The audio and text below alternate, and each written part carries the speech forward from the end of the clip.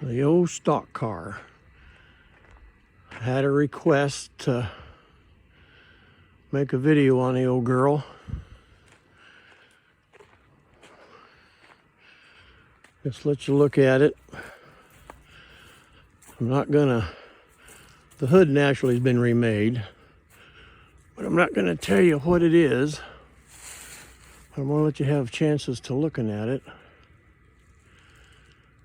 And getting some ideas on what I think that car is. Let me back up a little bit so you get a better view.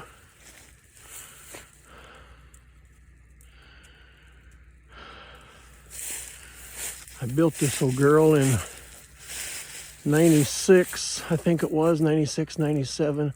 Got some junk in it. My grandson has it right at the moment. It's got some junk in it, but I built this car. Like I said, my brother raced and kept trying to get me to get one built, and I was busy, had the family, and just didn't really have the time and the money to do it. So, but anyway, I used to drive bus at the school system here. I drove bus for 22 years, and I had driven by this car, not knowing it. Someone had finally, after I got to looking around for a car that I could build, and someone says, "Well, there's a car out here in this field, this place." And I says, "Well, I drive by there all the time. I don't remember seeing it." So it was down over a little bit of a hill, and so one day I went out there and I went walking down through. It was in the fall because it was a bean field and weeds.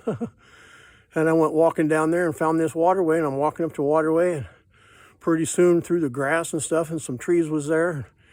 Here sits this car. And I'm thinking, okay, I didn't know what it was. And I went walking up to it, looking around at it, and it was a complete car. I mean, the windows were all in it. The roof wasn't dented from people jumping on it. It had no gunshot holes in it. The motor was there. The interior was all there. The trunk was there except for the very back part of it.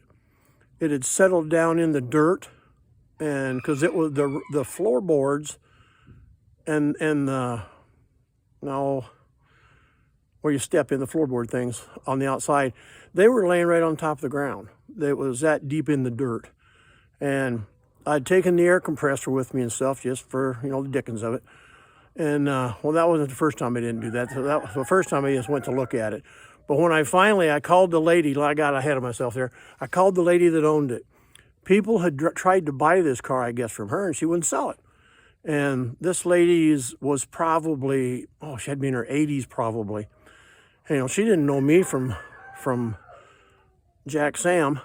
And so I gave her a call one night, talking to her, and I was telling her who I was, and I asked her about the car, and yeah. And it had sat there. The plates on it were 1957. So it had sat there. I mean, that was the last time it was driven, apparently. It was 57. And from the looks of it, I'm guessing they drove it and parked it there. Probably didn't have room for it up at the house or whatever reason, maybe the motor was going fits. I don't know. So the thing was sitting there, but I talked to her, and I told her, well, I'd like to make a stock car out of it. And she just kind of like, oh, okay. And, I told her about the organization and what they did. And so I says, would you be interested in selling it? And she says, yeah, I would. She says, well, what would you give me for it? I says, well, what would you want for it? What would make you happy? And she says, how's $50 sound? I'm kind of thinking, yeah, I can do that. Because I was expecting it to be maybe more than that. And so I paid her for it, had her make me out a bill of sales just because I wanted to make sure I had ownership, or show that I had ownership of this car, because she probably didn't have the title. She didn't know where it was. But anyway, so my daughter and I, it was on a Thanksgiving weekend. One of my daughters and I, I went and borrowed my neighbor's tractor. He has the the one that I bought, and got a trailer from the guy that used to have the body shop. And we went out there one afternoon, and we spent 3 hours trying to get that thing. I'd raise it up, and I'd get my jacks under it and jack it up some more and raise it up with the loader and this and that. And I got it. I took the air compressor with me, and I got it up in the air. And I put air. I thought, well, I'm going to try putting some air in the tires. Well, lo and behold, they held air. And I only went so far because I thought, oh my goodness, this thing's sat here for who knows how long. And so I only went so far. And so we went ahead fiddling with it, and we worked on that thing and worked on it. Finally got it out of the dirt and dragging it around there. And all of a sudden, you're hearing, psst, the tires had finally let go. And, the tires didn't look like much, but the inner tubes are what was keeping the car together. Keeping the tire together. So the trailer, I had parked it in a waterway, so the back end was low so that I could push it on. So I drags the car up there, and we get her pushed on, bring it home, park it here on the east side of the house, and then when I'd get a chance, I'd work on it. But anyway, I cut the whole body off of it, around the whole outside of it. I cut the body off, and then just left the floor was all intact on the car. And I had a 1951, or was it a 50, GMC pickup that I had put a 350 Rocket Oldsmobile engine in it, 350. And kind of worked on a little bit. It wasn't nothing fixed up fancy, but I worked on a little bit. Put a 4-barrel on it and stuff. It had an automatic in it. And took and the body on it. It had the body on it. The whole thing was there. The pickup was all there, except the whole pickup was there. Yeah, I put that motor in it, but I took a guy had come in the meantime.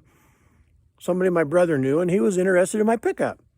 Well, the thing was, he didn't want the body or the frame. He just wanted the body. I thought, oh, okay. So I sold him the body of that pickup. So that still left me with my frame and stuff, and the motor, and wheels on it and everything. And I didn't have a rear end, but so I got a rear end from a buddy ended up racing with, and because it was out of a Ford pickup, so it was the I think it's a Dana 60, bigger for 8-bolt wheels on the rear ends of these. And that's what most of the guys was running, I guess. So that's what I put under it. But anyway, and then we run the sprint car tires, because the old sprint car drivers, after they run their tires so long, then they wouldn't use them anymore because they lost their grip. But anyway, I took that car, and I took a full piece of cardboard. I had it sitting in my garage, took the body off, and I lifted it up and took it in the garage. And I took that cardboard and put it in front of it, and I drew the outside of that car, made a template, drew the outside of that car on that cardboard. And because I wanted to try to get an idea on what I wanted for a body, because I didn't want the full size 4-door sedan, or it probably wasn't a sedan, but full size 4-door. And so I took and I'd cut that cardboard, and I would move it to different positions to put the body in, so it looked different, to make it down to a 2-door. And so that's what I ended up doing. I think I took 17 inches out of it, right behind the driver's seat, behind the door. I cut it across right there, and I took 17 inches out and brought the rear of the body forward. And that little window, there was the 3 windows. You had your driver's window, passenger window, and then the little window in the back. So I took and made that little window bigger with part of the passenger window, so made it look like a sedan. And so that's what I ended up doing, shorten it up, come up with that. Took and welded that all together and this and that, and took and in the meantime, then I set it, after I got that going, I set the body down on that frame to try to get an idea how it was going to set. And once I got that figured out and figured out where I was going to make body mounts, I took and measured so I knew how to make the roll bar, to go up, make the curves, how they had to go and this and that. And I needed to know what my dimensions was so I could do that. So I got the roll bar made on the thing, and that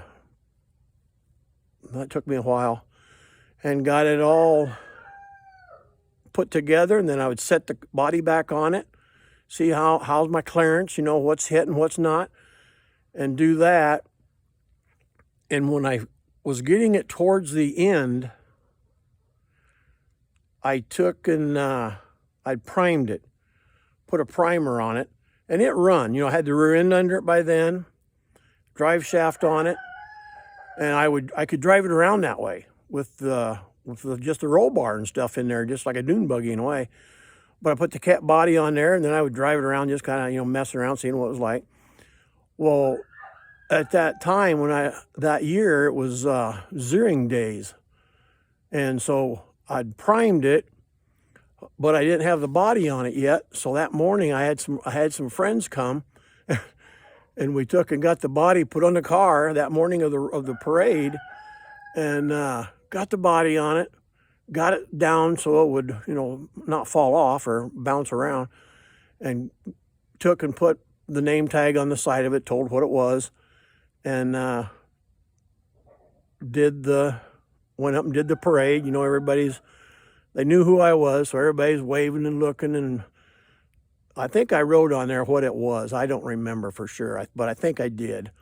And so they knew what it was, but I remember running the thing in the parade.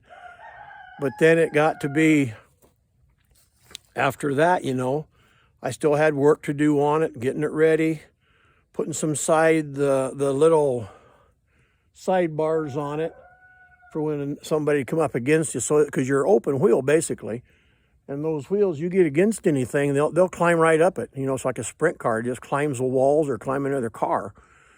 So I took and got it all ready, and I remember I took and painted it, had a buddy help me, and we took and painted it in the garage there, got that old girl all ready to go, and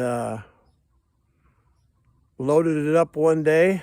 I borrowed a driving suit from a fella, and went to Webster City, Iowa. Was my first night of the races. And I remember we unloaded that baby, and I run around the track, when you're packing it and, having fun, and it was muddy, but having fun. So I kind of stayed out of the mud as much as I could because I didn't want to get it all dirty.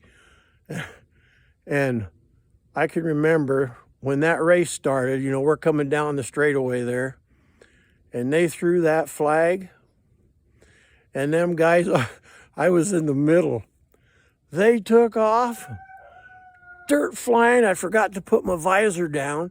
Dirt hit me in the face, and going around that first curve, I thought, what in the world have I got myself into? It was like, wow, this is an eye-opener.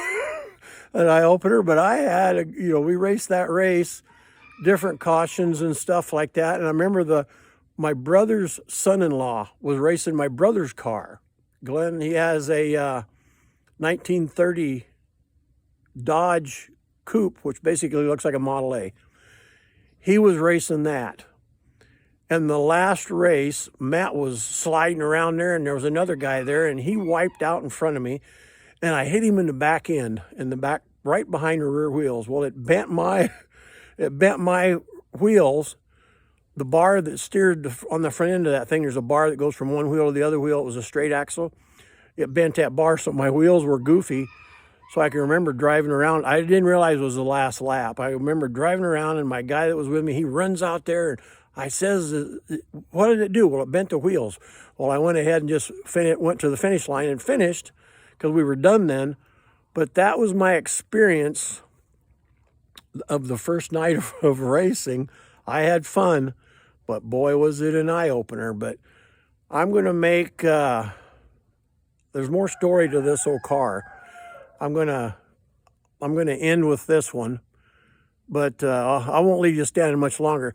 That was, or is, a 1938 Studebaker Commander, is what she originally is. So I'll make another video on this, telling about how, I'll keep going here just a second. I raced that for a few years and sold it, but I'm gonna quit right here, and I'll make another video on the rest of it, telling about while I was racing it, you know, the things that went on. But right now, I'll stop right there. So if you like what you've seen and heard, you know, push the like button and the notification bell, and subscribe, and see what I have to say on the next one. So thanks for watching, and have a great day.